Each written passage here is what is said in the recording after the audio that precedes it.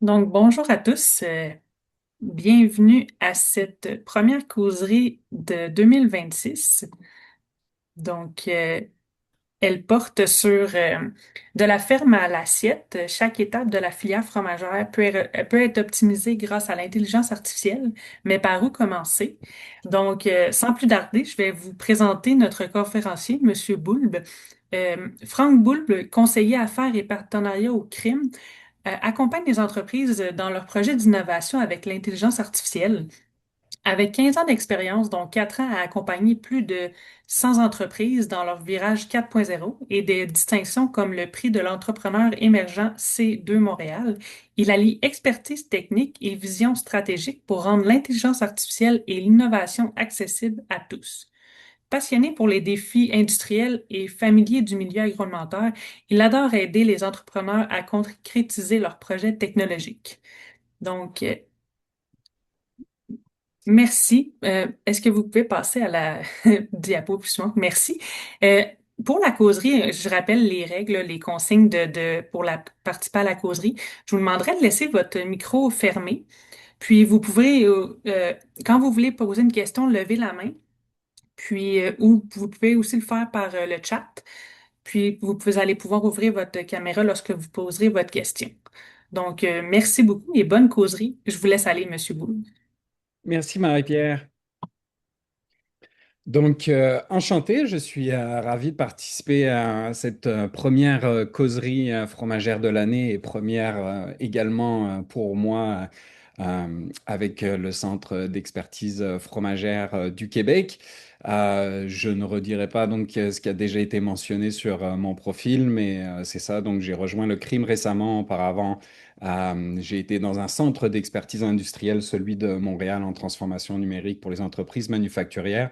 Et j'ai été moi-même pendant 10 ans entrepreneur d'une entreprise qui fabriquait un IoT et une application SaaS mobile. Et j'ai eu fait également de l'intelligence artificielle il y a de ça maintenant presque 10 ans. Un habitué du numérique et passionné d'entrepreneuriat en général. Mon poste actuellement, conseiller affaires et partenariats au crime. Comme le mentionnait Marie-Pierre, accompagner les entreprises dans les innovations et en particulier les projets faisant appel aux l'IA. Alors, sans plus tarder, le programme aujourd'hui est assez chargé. On a 1 heure et demie à passer ensemble. J'ai préparé beaucoup de contenu, tel que l'a mentionné Marie-Pierre. N'hésitez pas donc à lever la main pour poser des questions. Je tenterai d'y répondre au mieux de mes connaissances, évidemment. Alors, sans plus tarder, qui est le crime? Comme le mentionne mon arrière-plan, nous existons depuis maintenant 40 ans, avec une expertise évidemment maintenant plus IA que simplement informatique qui était la prémisse initiale. Nous accompagnons en général des entreprises qui sont à moitié des PME. Et nous avons donc une soixantaine d'employés à temps plein, majoritairement donc des experts en IA euh, de niveau PhD, maîtrise, essentiellement à l'intérieur de l'organisation, avec également des stagiaires qui viennent compléter nos équipes. Donc, à quoi sert le crime?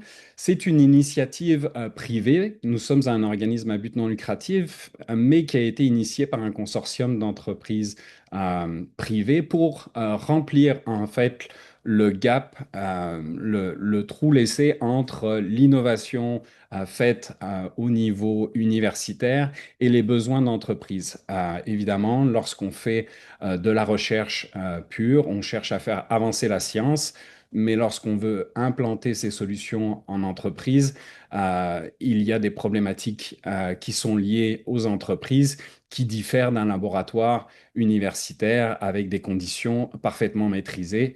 En entreprise, bien d'autres critères et conditions peuvent amener des enjeux importants et c'est ce à quoi le crime essaye de répondre au mieux des besoins. Bien sûr, nos chercheurs font de la publication, mais plus de la moitié de leur temps est passé à collaborer avec des entreprises majoritairement québécoises, comme vous le voyez, des grands groupes, des organismes publics et, tel que je le mentionnais aussi, de nombreuses PME. Des particularités du crime, c'est de pouvoir accompagner des projets d'IA, peu importe le type de données. C'est-à-dire que tant qu'on est capable de digitaliser une information, qu'elle soit structurée, non structurée, qu'il s'agisse de voix, de vidéos, ou de paroles, par exemple, nous avons l'expertise et des chercheurs qui sont capables d'aborder l'ensemble de ces enjeux. L'innovation logicielle vient soutenir l'implantation en structure réelle et dans les conditions rencontrées par les entreprises. Un élément aussi extrêmement important auprès du crime, c'est l'IA de confiance. On en parlait en prémisse avec Marie-Pierre au tout début de la rencontre. Tout le monde a peut-être joué aujourd'hui avec l'IA, mais avec des résultats parfois qui ne sont pas à la hauteur de la confiance ou en tout cas des résultats que l'on souhaite. Et donc, c'est un des aspects euh, principaux pour nous au crime. Qu'est-ce que le type de projet que l'on est capable d'accompagner? Donc, c'est vraiment d'accompagner les entreprises de l'idéation jusqu'à des premiers prototypes en un environnement fonctionnel. Donc, l'idéation, l'expérimentation et la mise à l'échelle et ce que l'on appelle l'industrialisation des solutions. Donc, c'est vraiment dans un cadre d'industrialisation qui est différent d'un prototype encore une fois, soit universitaire ou que on aurait fait seul de son côté. L'objectif est vraiment d'amener une solution qui peut être mise à l'échelle dans son ensemble. Donc, on peut aborder les projets d'IA, donc soit simplement avec des outils du marché dont vous avez probablement, évidemment, largement entendu parler, hein, les ChatGPT, Gemini et autres, qui sont simplement des solutions qu'il suffit, entre guillemets, de payer tous les mois, voire dans certains cas même simplement en usage gratuit ou via des plugins, des API. Et donc, aujourd'hui, il existe de l'IA à l'intérieur de produits. En fait, quand on utilise Waze, il y a de l'IA qui permet d'anticiper les embouteillages, redéfinir une trajectoire. On n'achète pas l'IA de Waze, on utilise une application directement. Dans bien des cas, dans une implantation d'entreprise, on va avoir besoin d'adaptation. Et donc là, on est dans un mode de construction, et ce qui est plutôt le cœur du métier du crime, lorsqu'on veut vraiment avoir une IA qui peut être au cœur d'un procédé spécifique ou au cœur d'une solution qu'on souhaite vendre et qui est vraiment dans ce cas-là sur mesure. Là, on a de la complexité, on a des enjeux d'incertitude et donc l'objectif du crime est de dérisquer ces projets et de libérer l'entreprise de ces incertitudes pour l'amener à aller chercher le maximum de valeur et de compétitivité. On a de la chance au Québec. On a des gens comme Joshua qui sont connus internationalement et depuis de nombreuses années, l'IA est un secteur qui se porte bien avec à la fois les grandes entreprises, des revendeurs de plus en plus nantis et expérimentés, des centres de recherche industriels comme le nôtre et évidemment des centres académiques. Suivant le niveau d'incertitude, suivant la complexité et suivant le souhait par rapport à la propriété intellectuelle, c'est ce qui va probablement faire l'arbitrage du choix du partenaire dont vous pourriez avoir besoin par rapport à la solution que vous souhaitez mettre en place. Alors, une petite slide que j'ai créée suite à une intervention en atelier avec un autre secteur d'activité que le fromage, mais on n'est pas tous égaux par rapport à l'usage de l'IA. Et il faut comprendre que certaines personnes ont en réalité un petit peu peur de l'IA pour des bonnes et des moins bonnes raisons.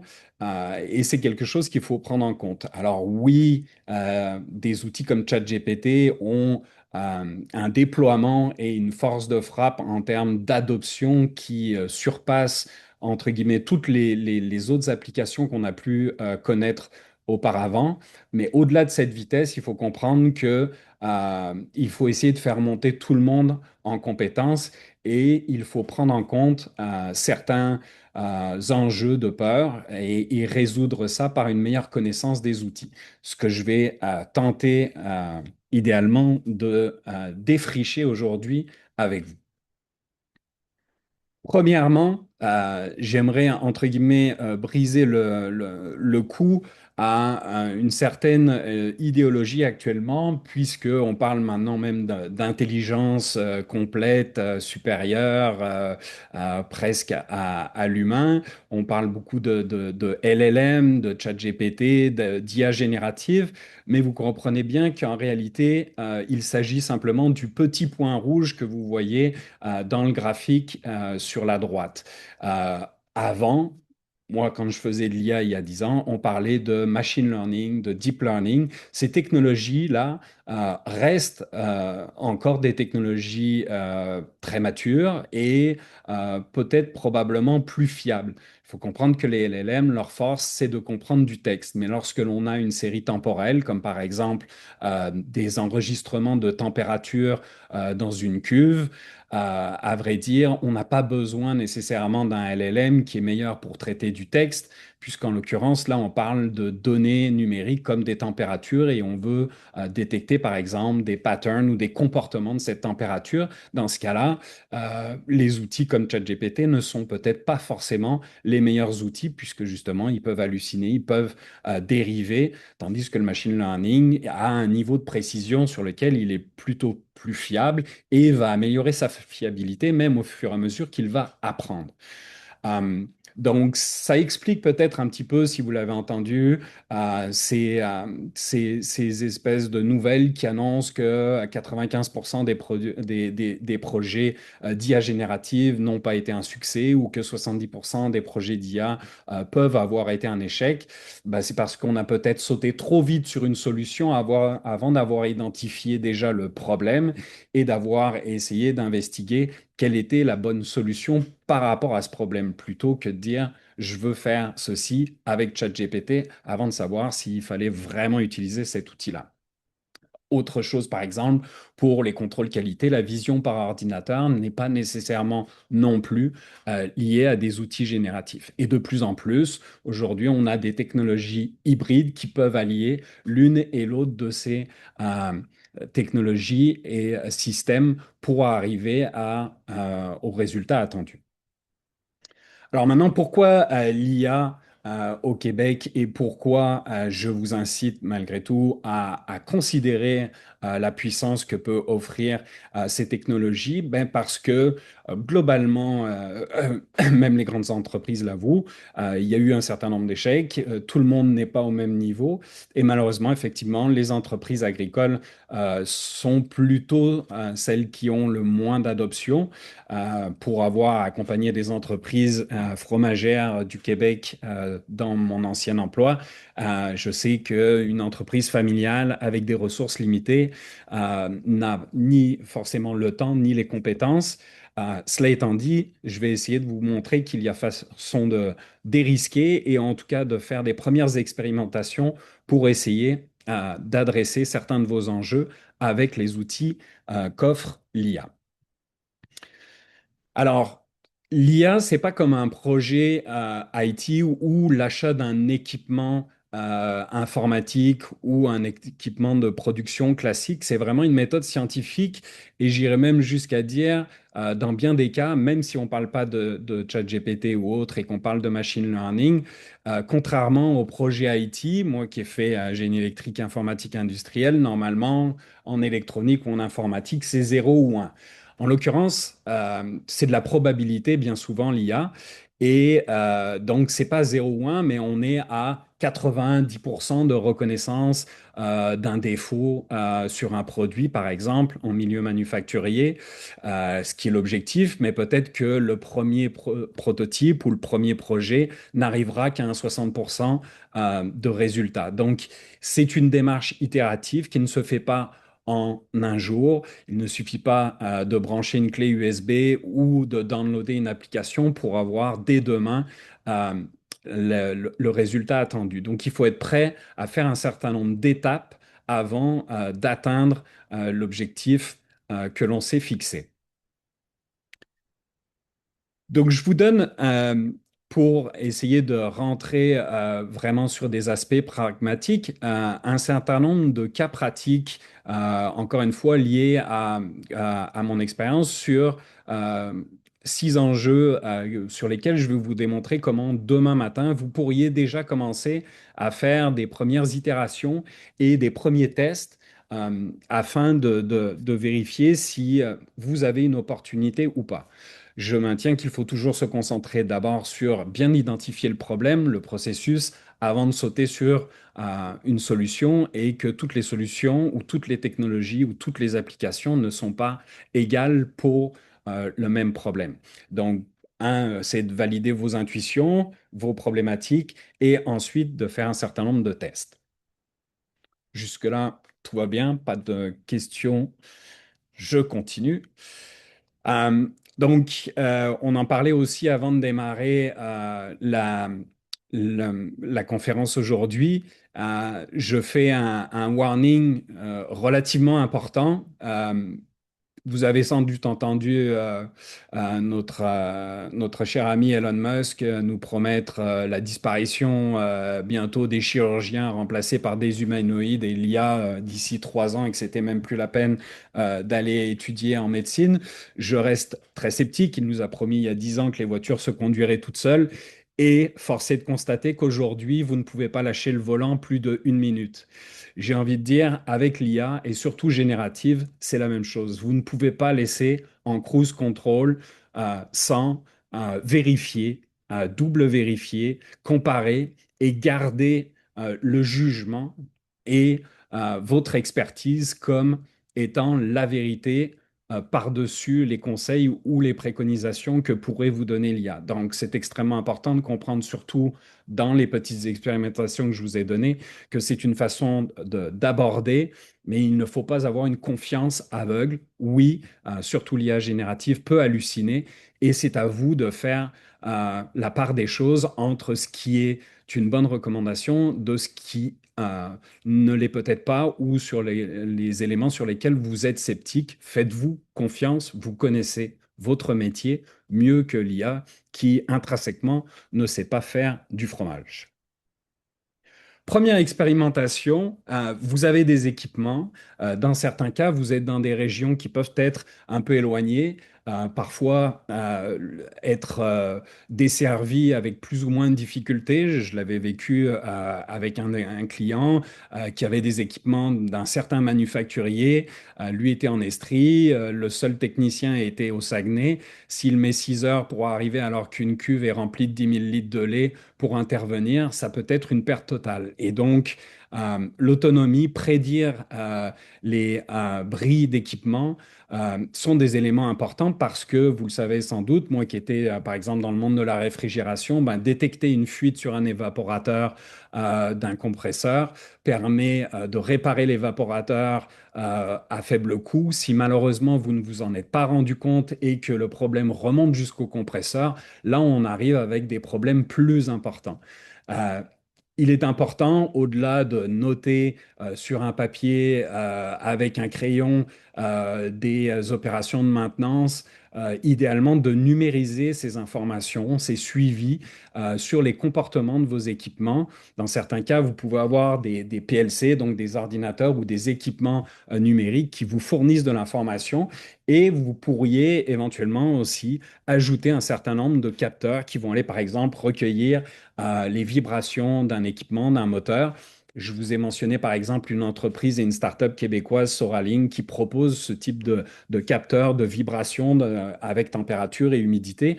Et cette solution, donc clé en main, peut, dans certains cas, vous permettre de faire des économies sur des équipements qui seraient critiques. Première itération, donc par exemple, c'est de noter à l'intérieur d'un Google Sheet, donc d'un fichier Excel partagé idéalement, et de le coupler à une IA, Gemini ou un autre LLM de votre choix, pour regarder s'il y a matière à détecter ce genre de comportement. Donc, c'est des choses que vous pouvez commencer à éventuellement tester de votre côté. Certes, 7 jours, c'est un peu ambitieux. Dans certains cas, ça peut être plusieurs mois. Ça dépend du type de comportement et de pattern qu'on cherche à identifier. mais c'est des éléments qui, malgré tout, peuvent vous permettre d'éviter des bris et des coûts importants si problème arrive. Deuxième proposition d'expérimentation, comment optimiser par exemple vos recettes avec l'IA.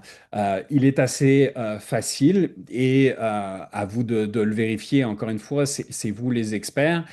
Suivant votre niveau de numérisation et d'information digitale. Mais si vous avez des informations assez précises sur le type de l'eau, les procédés et les comportements et les métriques qui sont importants par rapport au dosage ou au comportement de fermentation, vous pouvez commencer déjà et de façon, je dirais, entre guillemets, gratuite ou à faible coût si vous voulez un abonnement payant pour un outil peut-être un petit peu plus avancé pour quelques dizaines de dollars par mois.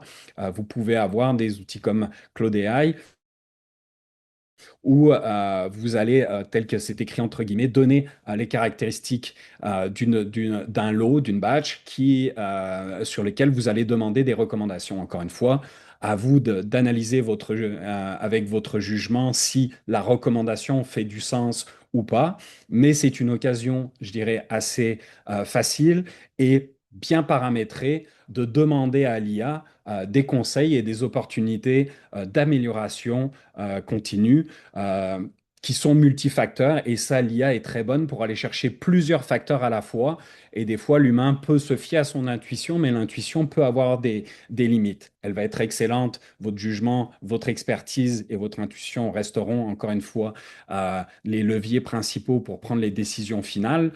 Encore une fois, n'y allez pas les yeux fermés, mais ça peut vous donner l'occasion de regarder quel est le potentiel de l'IA, par exemple, euh, par rapport à ces éléments-là.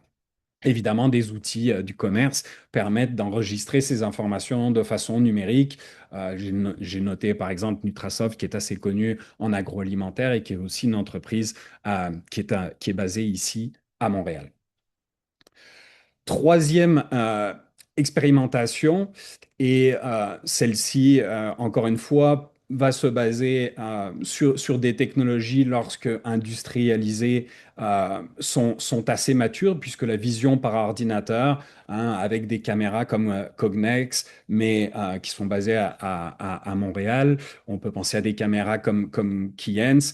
Il existe plusieurs intégrateurs, vous en avez probablement déjà rencontré, on vous a sûrement déjà probablement sollicité, et il existe des solutions métiers vraiment typiques et concentrées sur le fromage et même certains types de fromage pour reconnaître des imperfections, des points de fermentation inadéquats.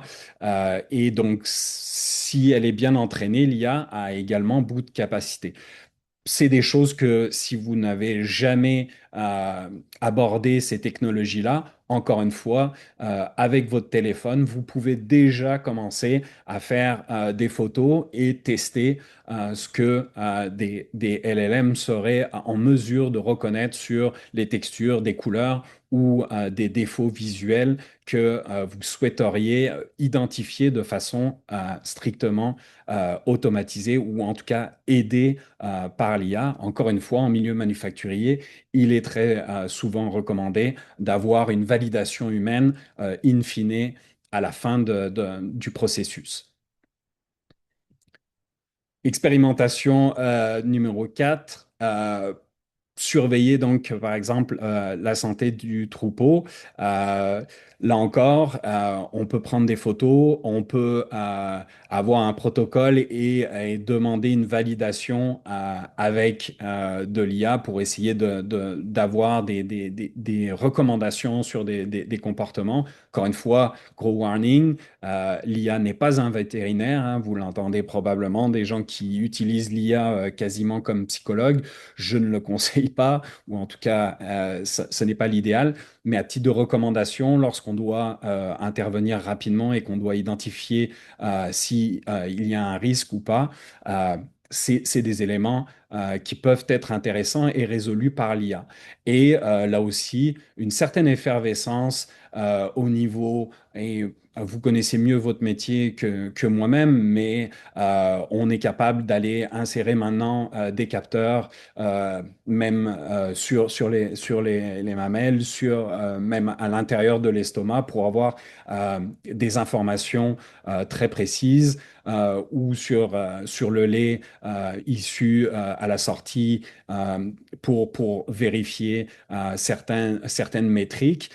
Et là encore, un exemple canadien, excusez-moi, avec CattleScan, qui est une start-up du Canada sur ce type de technologie.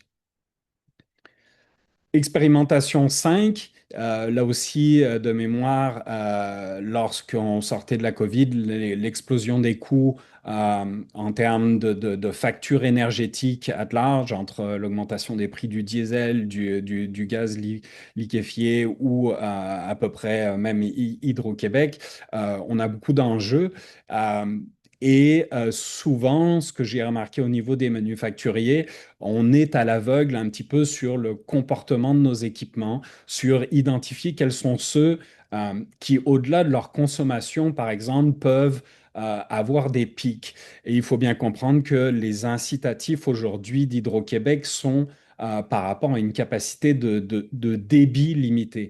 Donc, bien sûr, on va essayer de vous inciter à consommer moins de façon générale et annualisée, hein, sur l'année, mais plus encore, en raison des besoins énergétiques importants, par exemple pendant les vagues de froid, on va vous donner des incitatifs sur la réduction des pics. Et donc, l'identification et la mesure de façon plus systématique des pics de consommation peut être un levier pour vous économique quant à faire baisser cette consommation. Alors, bon, encore une fois, l'expérimentation très simpliste, hein, avec des outils, je dirais même grand public, comme les prises intelligentes et ChatGPT, ne sont pas des éléments à déployer à large, mais peuvent vous permettre peut-être d'identifier certaines fuites ou besoins importants d'électricité. Et quand on ajoute le tout, eh bien, à la fin, ça peut représenter un élément important. Donc, par exemple, tout démarrer tous les systèmes de chauffage d'un seul coup, il peut être intéressant d'avoir des séquences. Donc, ça vous permet d'avoir des stratégies qui vont mitiger potentiellement les pics au-delà de votre consommation globale à la fin du mois ou de l'année.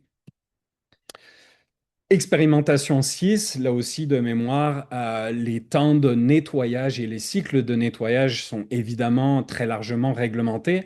Donc l'idée n'est pas de couper court sur les réglementations ou de chercher à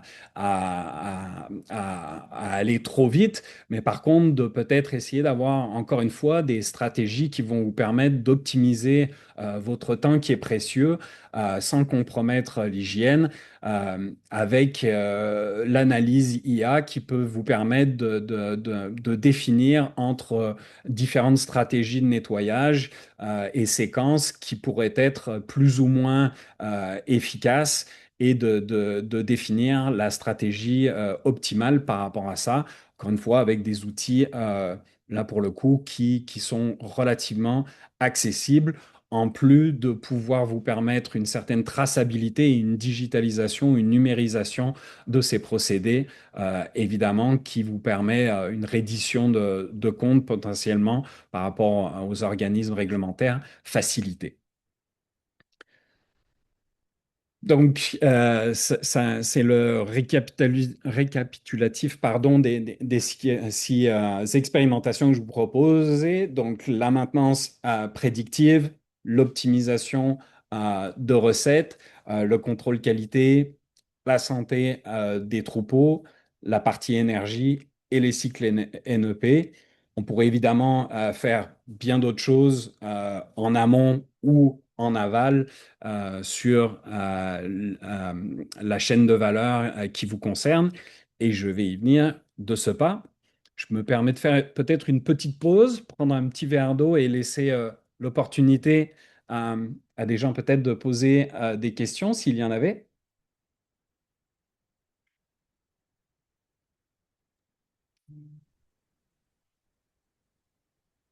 C'est limpide, Oui, je regarde le clavardage, je vois pas de questions, non. clair comme de l'eau. Ah, Oui, exactement. on continue. Donc, je l'avais mentionné, hein, l'IA, ce n'est pas magique. Il faut absolument avoir une démarche scientifique et je dirais ordonnée et qui va être incrémentale, par étapes, itérative. Vous n'arriverez pas en une seule fois à un résultat parfait. Il faut en être parfaitement conscient.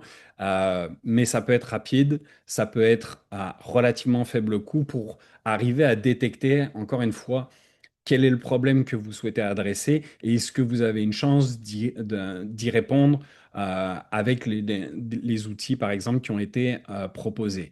Si tel n'était pas le cas, évidemment, et que vous considérez malgré tout que c'est un problème à enjeu pour vous, dans ce cas-là, je vous invite évidemment à vous faire accompagner et à considérer des collaborations pour être capable d'aller au-delà de ces expérimentations relativement simple.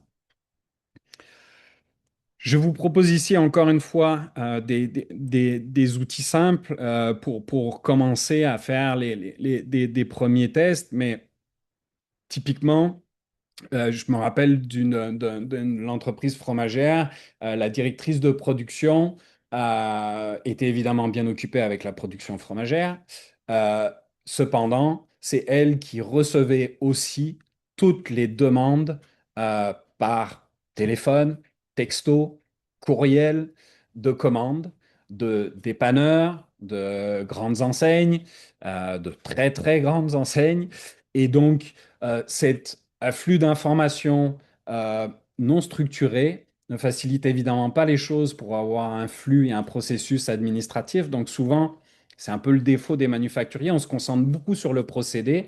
Et des fois, on oublie un petit peu les étapes plus administratives qui peuvent être en amont ou en aval du procédé de fabrication.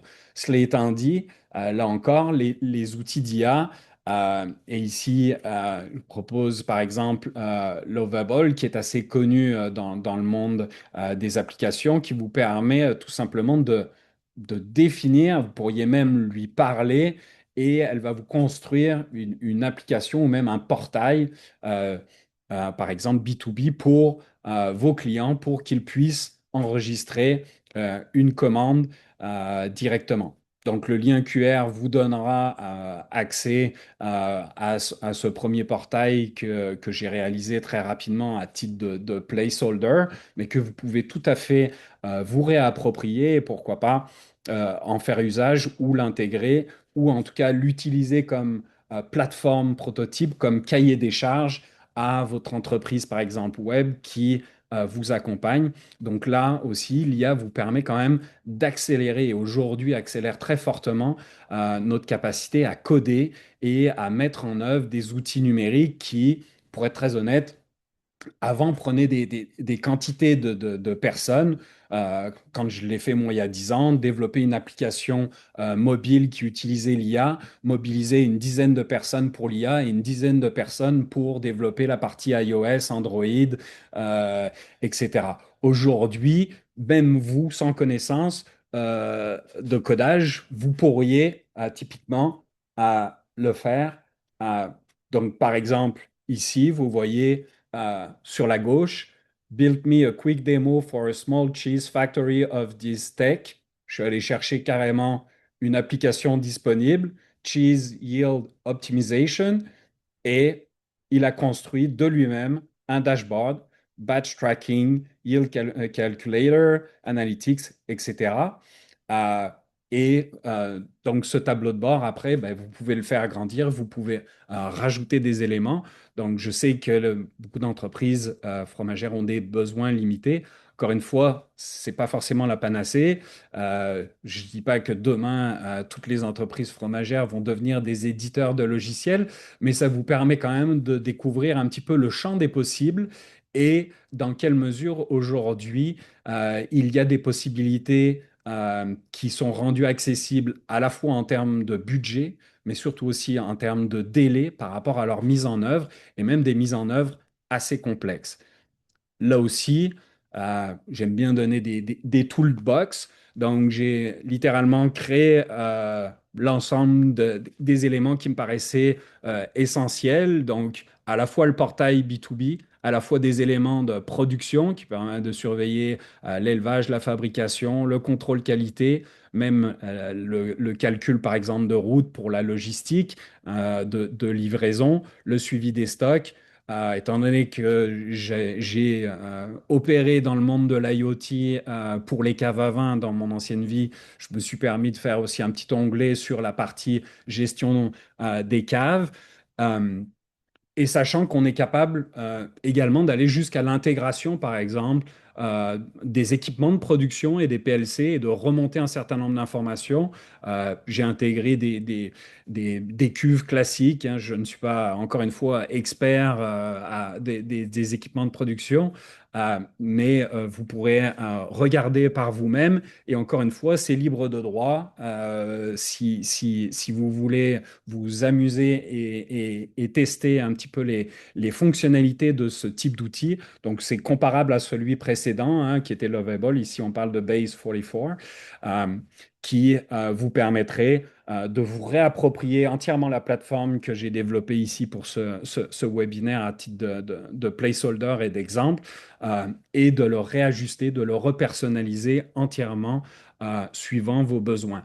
Ce n'est pas un outil en tant que tel de production euh, finalisé. Il faut toujours, normalement, si on veut aller jusqu'à une mise en production et vraiment une installation complète, faire appel, je dirais, à des professionnels à la fin parce que vous risquez, c'est facile au début, hein, c'est toujours un peu l'idée, le 80% du début est relativement facile, c'est ce que j'ai fait en quelques heures. Par contre, c'est souvent ce dernier 20% pour arriver jusqu'à un niveau complet de maturité et une application robuste et industrielle qui peut poser un enjeu. J'ai cru voir une main levée. Je ne sais pas si elle est toujours d'actualité ou si j'ai Oui, répondu à la oui, question qu'il oui, pouvait avoir. bonjour. Oui, Vous m'entendez? très bien. Super. Alors, tout à l'heure, j'ai cherché la main levée, je l'ai pas trouvée, j'avais préparé quelques questions, mais ce sera peut-être la prochaine pause. J'ai juste une question sur le dashboard, là, les deux dashboards là, que vous avez Oui. développés. En fait, vous avez développé quoi? Donc, un agent IA qui vous permet de faire donc, des graphes ou un modèle Excel que vous rentrez, J'ai donc envie il de, faut rentrer des données, je tout vais ça, et peut-être puis, vous décevoir, mais c'est en gros, c'est ni l'un ni l'autre. C'est pas un fichier Excel, c'est une application web avec une URL fromagerie-gestion crime demo.base44.app. Si vous flashez le QR code, vous allez arriver dessus, vous allez la voir. Donc, c'est comme une interface, un portail dans lequel vous avez l'ensemble des onglets qui sont décrits sur la gauche. Et à l'intérieur, vous allez avoir, par exemple, des optimisations que propose l'IA. Donc, c'est vraiment pour vous montrer comment l'IA va vous permettre, par exemple, d'améliorer la planification, donc ce d'accord, qu'on appelle par exemple le manufacturing euh, euh, MES, Execution System. Donc, comment améliorer votre planification en fonction des commandes reçues et d'utiliser l'IA comme un outil d'ordonnancement. On peut penser aussi à la logistique pour la gestion des routes. L'IA, l'optimisation via l'IA va vous permettre d'optimiser de façon plus automatisée et de façon entre guillemets automatique la gestion des routes en fonction des adresses qui pourraient être rentrées. Donc c'est vraiment à titre d'exemple de où est-ce que l'IA peut vous aider sur l'ensemble de la chaîne de valeur, je dirais, qui vous concerne. et cette application-là, est-ce que, enfin, je me permets de poser une deuxième question. Donc, cette application-là, est-ce que, enfin, je veux dire, est-ce que on peut l'utiliser ou est-ce que c'est facile d'en faire une spécifique à telle ou telle fromagerie? Ouais, c'est la petite flèche à personnaliser. Si vous flashez le QR code, vous allez avoir en bas à droite Edit with Base 44. J'ai inclus toute une documentation qui vous explique comment vous pourriez remplacer le logo, comment vous pourriez la personnaliser. ok. Encore une fois, je ne veux pas voler le métier des gens qui font des applications web, mais c'est pour vous donner le champ des possibles. C'est livré à titre gratuit et sans garantie, mais ça peut vous montrer les opportunités qui sont disponibles aujourd'hui avec la technologie IA et web alliés entre eux et comment l'IA m'a permis, entre guillemets, de développer ça sans cracher une ligne de code, même si je suis capable de le faire. Mais comme je vous le disais, avant, j'avais besoin de 20 personnes euh, et de plusieurs mois pour le faire. Là, en quelques week-ends et quelques heures, j'ai pu réaliser ceci, euh, essentiellement parce que Base 44 ne donne que quelques crédits par jour et donc j'ai pas voulu payer. Donc je suis resté dans le volet gratuit de l'application et donc Mhm. chaque jour les crédits sont renouvelés. Donc tranquillement, pas vite, j'ai rajouté des fonctionnalités jusqu'au jour d'aujourd'hui où je trouve Ouais. qu'il y a il y a un dashboard assez sympathique, là. Merci beaucoup. Ça fait plaisir? Très bien. Euh, Autre exemple, je suis très fan. Alors moi, c'est pas parce que je me promène sur un tracteur, c'est malheureusement plutôt parce que je suis bloqué sur la 40 à Montréal dans le trafic de façon régulière, donc je perds beaucoup de temps en auto.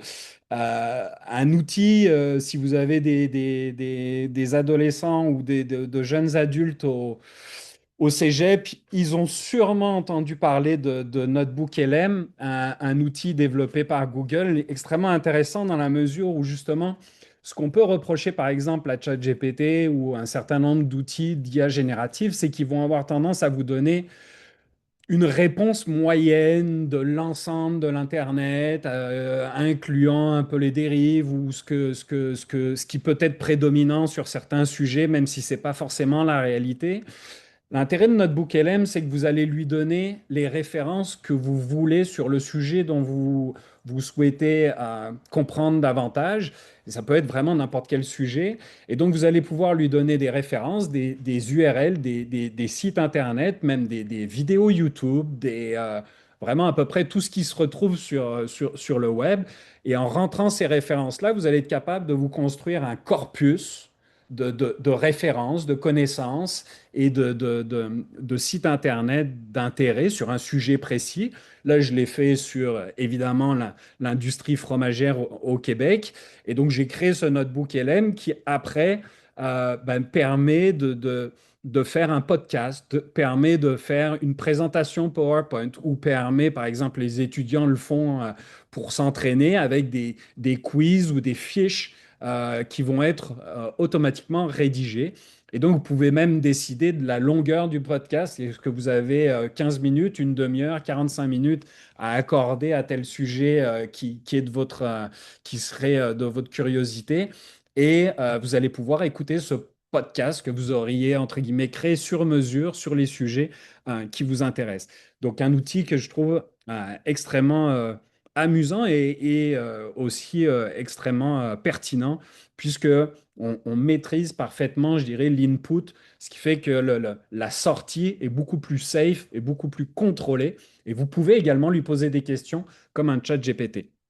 Donc, encore une fois, un outil gratuit extrêmement intéressant pour aborder, faire des premiers pas avec l'IA dans un environnement que j'oserais dire un peu plus safe et maîtrisé. Si je fais un petit récapitulatif donc encore une fois de la chaîne de valeur, hein, donc on a parlé de la santé du troupeau, on pourrait parler évidemment de la nutrition. Là encore une fois, il y a beaucoup d'équipements. J'avais eu aussi travaillé avec des gens comme Lélie, donc il y a des robots qui permettent de nettoyer, de nourrir, etc. Donc aujourd'hui, il y a de plus en plus d'équipements qui sont capables de donner de l'information, de récolter des données. Et évidemment, dès qu'on a ces données-là, ben, on est capable après d'utiliser l'IA pour aller chercher plusieurs de ces données, faire des corrélations, donc croiser ces données pour essayer comprendre quelque chose qu'on aurait besoin de déterminer, qu'il s'agisse de la santé des animaux ou, tel qu'on le voit aussi, par exemple, sur les éléments d'une production que l'on va vouloir plus intelligente avec l'automatisation de tâches ou les contrôles qualité, encore une fois, basés sur de la vision et de l'IA, encore une fois, généralement basés sur le- le- la vision par ordinateur et le machine learning, pas nécessairement les LLM. Cette slide-là au complet, pour être très honnête, vous le voyez peut-être en bas à droite, c'est Notebook LM qui l'a fait sur le corpus que je vous ai donné, juste la slide d'avant. Donc, elle a été intégralement faite par Notebook LM. Je n'ai fait aucune intervention, mais elle dresse un portrait assez intéressant. Sans dire qu'elle hallucine, je pense qu'elle est un petit peu ambitieuse en parlant par exemple de blockchain. Euh, je suis familier de cette notion-là. Je m'éterniserai pas là-dessus. Je suis pas sûr que ça soit une technologie dont vous ayez besoin demain matin. Mais le blockchain, c'est une façon je dirais, de tracer, de faire une traçabilité vraiment accrue avec un enregistrement décentralisé, etc. Bon, blockchain, c'est évidemment ce qui sous-tend, c'est la technologie qui sous-tend le Bitcoin. Je ne suis pas en train de dire qu'il faut transformer le fromage en Bitcoin, mais ça pourrait être en tout cas une avenue, sans parler de crypto, monnaie. Le blockchain permet de la traçabilité assez intéressante. Surveillance de la chaîne du froid.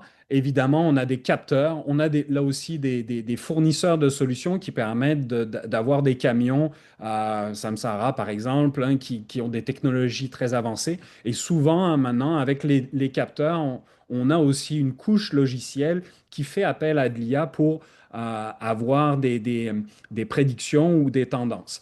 Euh, un élément sur lequel l'IA aussi est assez forte, et ça peut être un élément assez intéressant si vous avez de la difficulté à faire de la prédiction de demande et que c'est un enjeu.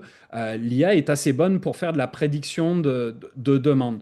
Dans certaines industries, on va jusqu'à, par exemple, si vous vendez des manufacturiers pour lesquels j'avais travaillé qui font, par exemple, des cheminées pour le bois de chauffage, ben, pour prévoir la demande, avoir des prédictions sur le comportement climatique, etc. Ça peut être des choses qu'on va rentrer en ligne de compte ou les chaînes d'approvisionnement qui peuvent être bousculées par des phénomènes, même géopolitiques ou autres. C'est des choses qu'on va être capable de faire où on avait accompagné par exemple une entreprise comme U8 pour aller chercher de façon plus précise le potentiel de demande sur tel ou tel type de produit pour éviter d'avoir du stock parce que du stock, c'est des coûts pour vous en inventaire qui ne se transforment pas en revenus. Euh, Évidemment, bon, des recommandations personnalisées pour des profils gustatifs. Donc, on peut imaginer hein, d'essayer de faire des focus group, de rentrer ces informations ou d'essayer d'aller chercher des tendances sur est-ce que le fromage à tartiner ou tel type d'emballage sont en vogue et essayer d'avoir des recommandations sur quel type de nouveaux produits seraient porteurs. Pour faire des analyses de marché aujourd'hui, on est capable de façon quasi autonome d'aller chercher quand même beaucoup d'informations qu'on est capable de plus en plus compléter pour anticiper les tendances et la demande pour limiter encore une fois les stocks et être plus juste dans le développement et le R&D, je dirais, des futurs produits à mettre sur le marché. Alors, quelques embûches sur les données. Euh, Aujourd'hui, bon nombre de manufacturiers, en réalité, je dirais il y a 10, 15 ans, le mot en vogue, c'était pas tant l'IA, même si elle existait déjà, c'était le big data. Vous en avez sûrement entendu parler. Aujourd'hui, vous entendrez sûrement beaucoup moins parler de big data. Pourquoi? Parce que finalement, maintenant, on a tous des quantités phénoménales de données accumulées dans nos équipements, accumulées dans des fichiers Excel, dans l'ERP, dans le système comptable. Et en fait, le plus gros enjeu aujourd'hui, c'est d'être capable de faire parler la donnée. C'est plus d'accumuler de la donnée, mais c'est d'avoir de la donnée de qualité, qui est le deuxième point. Et de la donnée de qualité en IA, ce n'est pas forcément de la donnée de qualité pour vous dans votre day-to-day ou dans le fonctionnement régulier de vos opérations. Pourquoi? Parce que de la donnée de qualité, c'est-à-dire que ça va être de la donnée qu'on va pouvoir annoter ou qu'on va pouvoir classifier et sur laquelle on va être capable de façon automatisée avec l'IA de faire des corrélations ou de faire des prédictions ou de faire des descriptions précises. Et donc, cette qualité-là, par exemple, ça peut être que si vous avez deux shifts et que le shift de jour, ben, les gens vont être plus assidus dans les données qui vont rentrer sur le nombre de rejets et comment ils ont classifié les rejets. Et si vous avez le shift de nuit ou de soirée qui est un peu moins supervisé, qui lui, à la fin du shift, va pas le faire au fur et à mesure, puis à la fin du shift, va tout classer les défauts dans la même catégorie pour se débarrasser de ce phénomène-là de classification parce qu'il n'y voit pas forcément d'intérêt, ben malheureusement, vous vous retrouvez avec des données qui sont à moitié bonnes. Donc, soit vous supprimez toutes les données pour l'IA du chiffre de soirée, mais malheureusement, ben, vous allez perdre une partie de la production réelle. Donc, là aussi, c'est important de comprendre et c'est pour ça que je vous ai donné plusieurs tricks and tips pour essayer de commencer à tester par vous-même pour vous rendre compte qu'est-ce que ça prend comme données de qualité pour arriver à faire des bonnes prédictions ou des bonnes descriptions de phénomènes que vous avez besoin d'identifier. Le biais, on en parle souvent en IA, c'est pas forcément une notion très évidente, mais je vais me permettre une petite illustration par un fait que moi j'ai rencontré dans ma vie en IA. Donc il y a presque 10 ans, on voulait faire un sommelier virtuel. On avait classifié 2 millions de reviews sur 500 000 vins. Et on voulait faire des recommandations accord mets et vins. Et en faisant les tests sur les desserts, je souhaitais avoir une différenciation entre la tarte tatin, qui est plus caramélisée, que la tarte aux pommes. Et je souhaitais donc idéalement, si vous êtes familier avec le sucre résiduel, avoir un peu moins de sucre résiduel dans le vin qui était proposé avec la tarte tatin versus la tarte aux pommes. Parce que comme la tarte tatin est déjà sucrée, je voulais pas avoir un sauterne ou un vin trop liquoreux à côté. Et quand on a testé le système, on s'est rendu compte qu'on avait des vins assez exotiques pour le marché nord-américain, puisqu'on avait des vins essentiellement autrichiens, suisses, allemands. Et donc, on pensait au début qu'on avait un problème pour se rendre compte qu'en réalité, nos données avaient un biais dans le sens que, dans le monde, en général, personne ne parle de ces accords mets et vins sur les desserts, ou très peu. En dehors des Suisses, qui sont des aficionados du vin et qui sont très explicites, y compris sur leurs accords de dessert. Et donc, il y avait une surreprésentation des envies et des souhaits, ou en tout cas des accords qui avaient été faits par les Suisses. Ce qui fait qu'on avait une surreprésentation des vins disponibles en Suisse, mais du coup totalement inapplicable pour un marché nord-américain. Donc, c'est pas que les données étaient mauvaises, c'est pas que l'IA était mauvaise, mais c'était inapplicable dans un contexte réel d'utilisation tel que nous on le souhaitait. Donc, là aussi, la notion de biais, elle n'est pas forcément facile à comprendre, mais elle peut souvent être en fait un enjeu quant à l'efficience et l'efficacité de l'IA sur l'objectif que vous cherchez à atteindre. Et évidemment, la notion de limite, donc par exemple, pour avoir suivi, par exemple, des comportements de cave, ben, le comportement d'une cave, si j'ai des données qui ne correspondent qu'à une année qui a été relativement clémente, ou à l'inverse, une année qui a été très froide, ben, malheureusement, je vais avoir des limites parce que je vais avoir des données que sur une année très froide. Et pour avoir un comportement idéal d'une IA, ben, il faudrait qu'elle ait appris sur une année froide, une année peut-être plus tempérée, puis une année plutôt chaude, afin d'être capable de donner des tendances. Donc là aussi, des fois on a l'impression qu'on a beaucoup de données, mais est-ce qu'elles sont de qualité? Est-ce qu'elles vont couvrir l'ensemble des phénomènes ou des comportements qu'on a besoin de rencontrer dans la vie utile que vous pourriez avoir sur un capteur ou autre? C'est une limite qui peut être assez importante et qu'on peut avoir du mal à préempter. Donc, si on veut pas qu'elle hallucine, l'IA, ou en tout cas qu'elle se trompe, bah, il va falloir dépasser ses limites. Et donc, vaut mieux le savoir plus tôt que tard parce que ça peut décaler votre capacité à déployer votre IA. Vous allez peut-être avoir besoin d'aller plus longtemps sur de l'accumulation de données avant de pouvoir débloquer le potentiel complet d'une machine basée sur l'IA. Donc, je complète maintenant la partie stratégie, encore une fois, qui reprend un petit peu ce que je mentionnais sur les aspects. Soit vous achetez un produit disponible du produit ou éventuellement gratuit dans un premier temps. Là, vous avez une productivité potentiellement immédiate. Euh, Bien sûr, c'est des solutions qui vont être moins personnalisables, peut-être plus faciles pour une intégration rapide, mais une intégration peut-être moins complète par rapport à vos systèmes de RP ou existants à votre chaîne de production. Quand on passe à une solution plus hybride, ben là, vous allez peut-être avoir une différence stratégique parce que si vous vous basez essentiellement sur des outils commerciaux, ben, vous n'avez peut-être pas d'avantage concurrentiel si c'était votre objectif.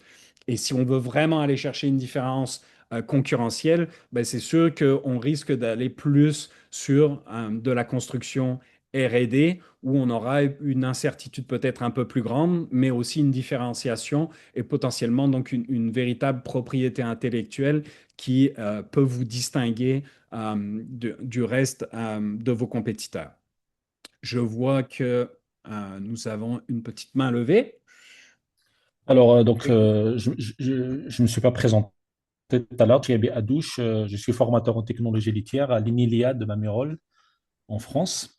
Et je voudrais savoir, est-ce que l'IA pourrait prédire les dépôts de biofilms sur des lignes de production? Parce que ces lignes-là, elles ont un certain nombre de RAN de travail, un certain produit, son acidité, sa richesse en matière grasse, etc.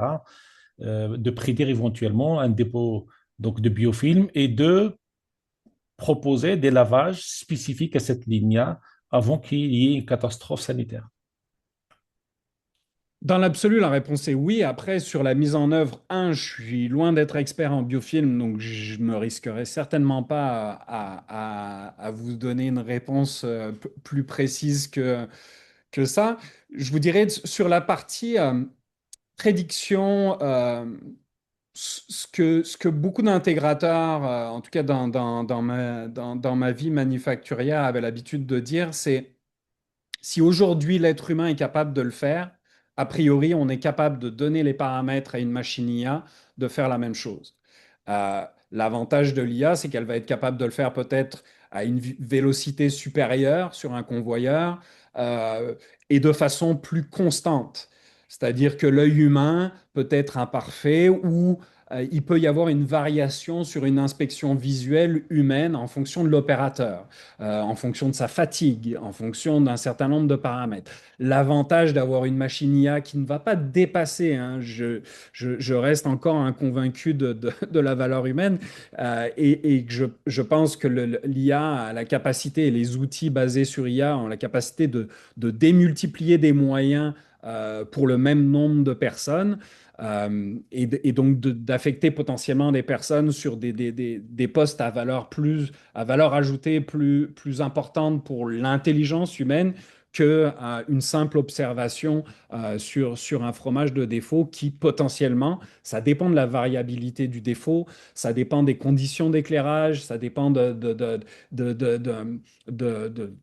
bien des paramètres. Donc, je ne peux pas, encore une fois, vous donner une réponse unique et toute faite. Mais si aujourd'hui, c'est des opérations qui sont effectuées par les humains, a priori, si on donne la bonne recette, et ça, c'est important, hein, moi, je dis toujours, euh, c'est pas parce qu'on a les données nécessairement, parce qu'on peut apprendre, même si on n'avait pas de données nécessairement historiques, on est même capable d'avoir des données synthétiques pour générer des défauts de façon volontaire pour entraîner une machine IA. Mais pour faire une analogie agroalimentaire, moi je dis toujours, c'est pas parce que vous avez une truffe dans le frigo que vous allez devenir chef étoilé Michelin. C'est votre recette et votre exécution qui va faire la différence. Donc, c'est un peu la même chose. Si vous avez aujourd'hui la recette et l'exécution qui vous permet de faire cette détection des biofilms, il y a probablement moyen de l'automatiser et d'utiliser l'IA pour répondre à cet enjeu. Après, maintenant, quelles sont les incertitudes? Quelle est la complexité? À Mhm. quel coût?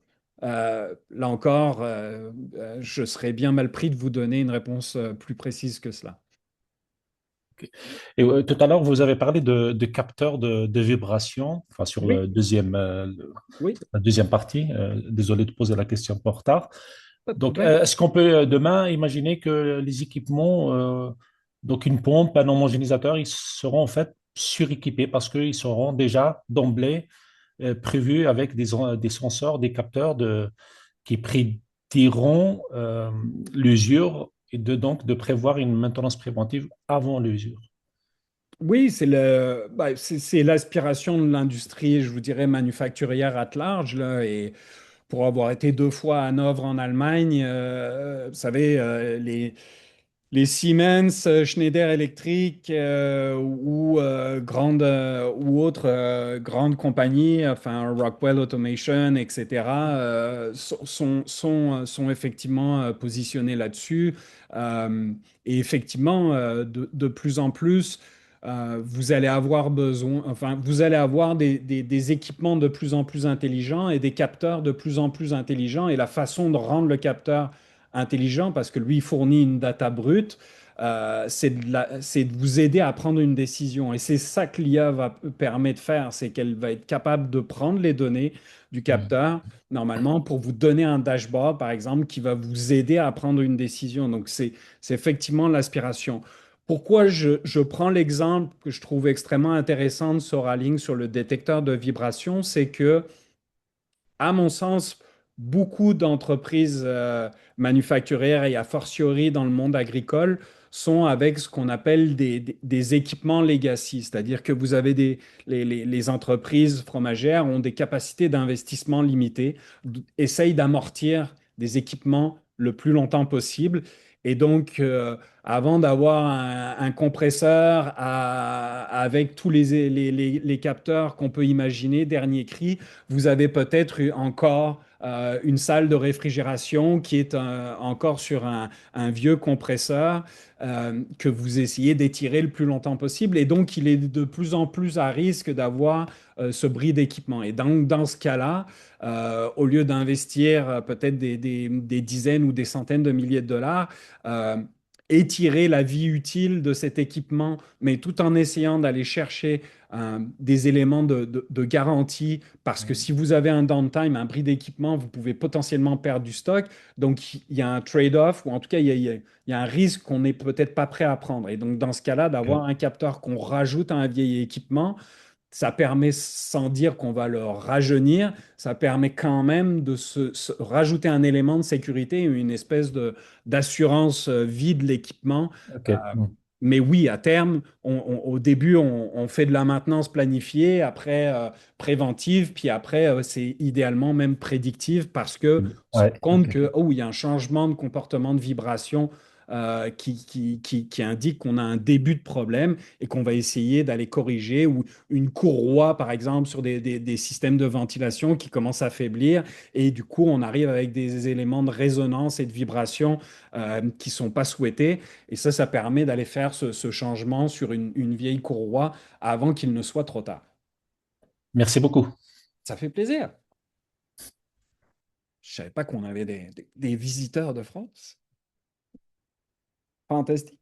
Moi, je vous suis, hein, donc Ben, je votre vois. Merci, expertise merci. fromagère, je la suis. Parfait. Enfin, je le suis. Euh, donc un petit mot encore sur si vous avez de l'intérêt sur l'IA générative. Bon, il y a des éléments qui sont plus, je vais être très honnête, sur normalement des grandes entreprises qui se posent des questions sur que faire avec l'IA générative. On a eu un grand engouement, il y en a qui ont essayé, qui sont un peu revenus en arrière, qui se sont rendus compte que ben oui, il faut faire attention, il y a un humain qui rentre des données, qui peut être à risque, il y a des notions de gouvernance sur qu'est-ce qu'on autorise, les données pour les Français RGDP, loi 25 ici au Canada. Faut pas faire n'importe quoi et mettre n'importe quoi dans ChatGPT. Donc ça, c'est des éléments où au crime, on est extrêmement assidu là-dessus. Donc on a un livre blanc que vous pouvez tout à fait aller consulter si vous avez de l'intérêt sur ce sujet-là. Je finis très rapidement sur la partie évidemment financement. Euh, Quand on travaille avec des entreprises, je dirais manufacturières ou en transformation alimentaire, qui ont déjà fait du R&D, qui sont déjà euh, enregistrés ou qui ont déjà fait des travaux avec le CNRC Paris, ce qui est habituellement ce qu'on fait, je ne cacherai pas, et j'y viendrai dans la slide après, vous êtes entre guillemets un peu chanceux en ce moment.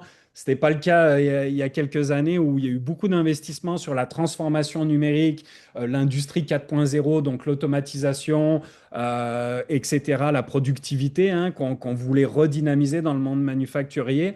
Aujourd'hui, ces subventions se sont très largement taries, qu'il s'agisse du provincial ou du fédéral. Il en reste quelques-unes, j'y viendrai après.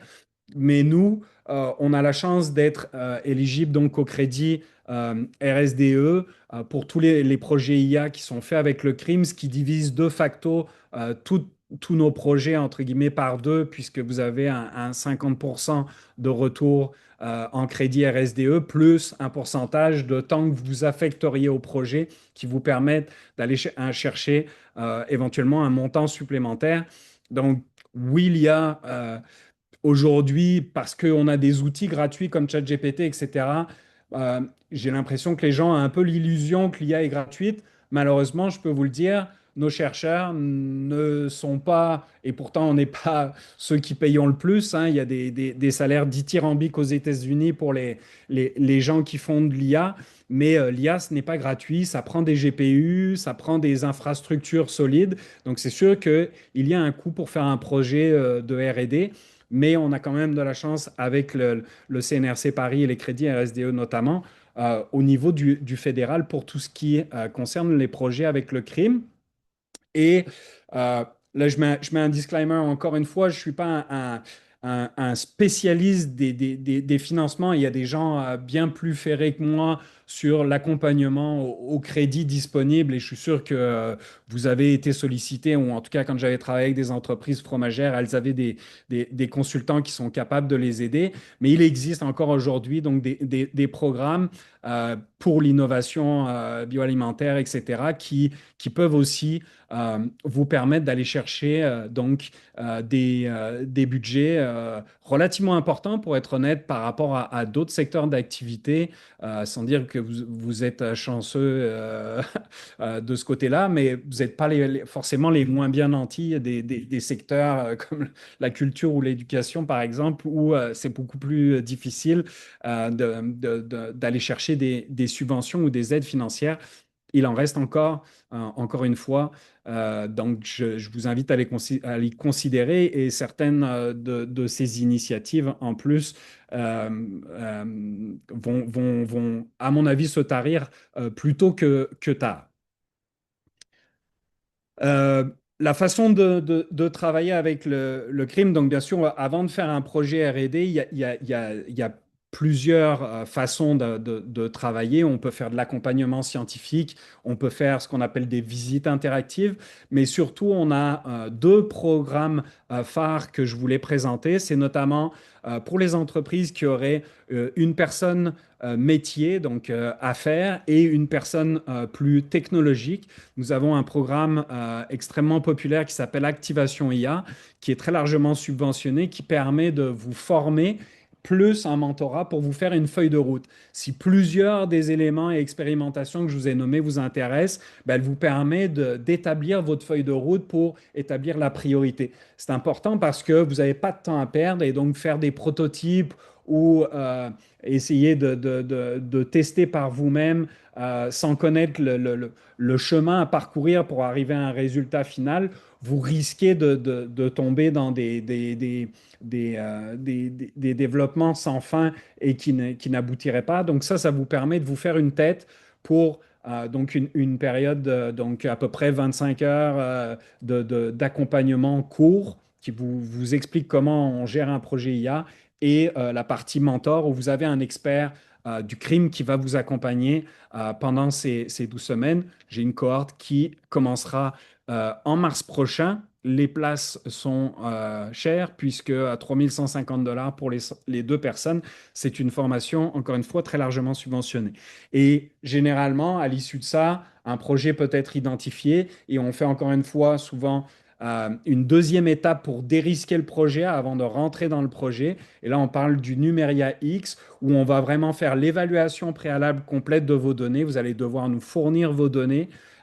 Les chercheurs et nos équipes vont les analyser, s'assurer qu'on a tout ce qu'il faut, vérifier quels seraient les manquements ou quelle serait la stratégie pour acquérir correctement les données pour les besoins d'un projet IA, vous donner les étapes clés et vous faire donc la feuille de route précise avant de pouvoir effectivement démarrer le développement du prototype avec nous.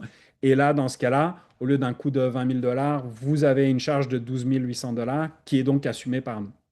Dernier élément au niveau du financement, où a priori là aussi vous êtes éligible. Et j'insiste aussi, donc Investissement Québec propose le programme Grand V qui vous permet plusieurs choses. Euh, Par exemple, justement, je parlais des crédits RSDE, elle va vous permettre de, parce que les crédits RSDE n'arrivent qu'à la fin de l'année fiscale et donc vous faites l'avance du financement, ben, ça vous permet de financer, entre guillemets, ces crédits RSDE avec le programme Grand V. Plus vous avez des heures d'accompagnement, vous avez peut-être connu le CRIC auparavant, donc IQ CRIC ont fusionné, et donc vous avez le droit aussi à des heures de consultant avec IQ qui vous aide dans votre transformation numérique en analysant par exemple vos processus et en vous donnant une feuille de route là pour l'acquisition d'outils de productivité et d'automatisation et de numérisation de vos procédés, qui est souvent quand même un prérequis avant de vouloir plonger dans un projet IA. Voilà qui clôture ma présentation. 1h15, je crois que je suis dans les temps. Donc maintenant, je suis tout oui.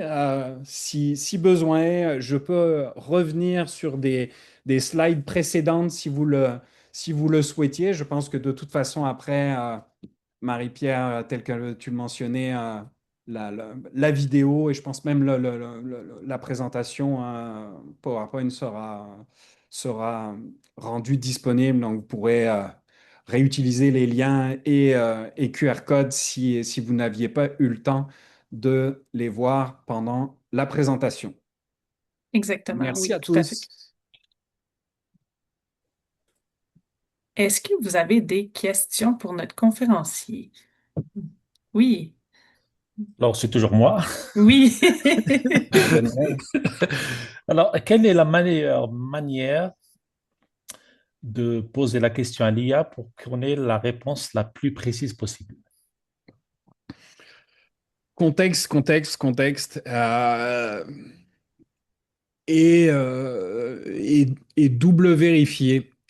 Et aujourd'hui, en fait, même on vous dira, ben, là j'imagine que votre question c'est comment prompter un LLM. Vous remarquerez qu'aujourd'hui, il y a de moins en moins de gens qui vont vous dire c'est tel LLM le meilleur.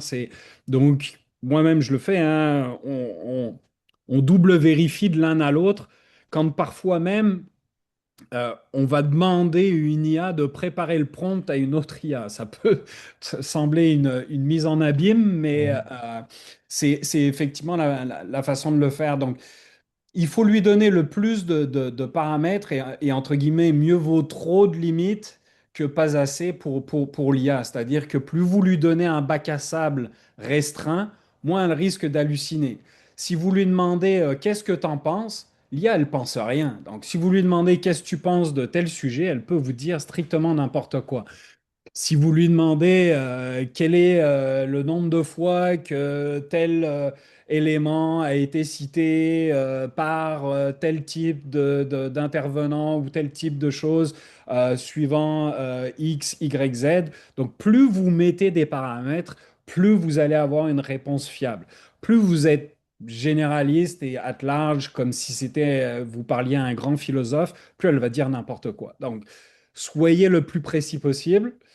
Mettez le plus de contexte possible, plus de paramètres possible. Faites-vous aider éventuellement à l'IA elle-même sans changer d'IA, mais c'est toujours intéressant de comparer à qu'est-ce qu'un Perplexity va dire avec même en gratuit, un Gemini versus un chat GPT.